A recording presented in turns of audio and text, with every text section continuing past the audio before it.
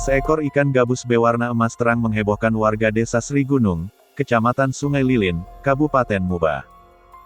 Ikan seberat 500 gram tersebut merupakan hasil tangkapan warga bernama Alfian yang memancing di embung empang sekitaran desa. Warga Dusun 3, Desa Sri Gunung ini dengan sigap menaruh ikan yang khas dengan kepala bentuk ular ini dalam sebuah akuarium kaca.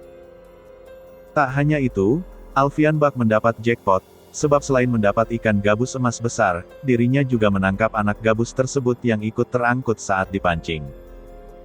Saya mancing sekitar pukul 10 waktu Indonesia Barat, Kamis tanggal 19 Agustus tahun 21, di embung pakai umpan ikan sepat kecil.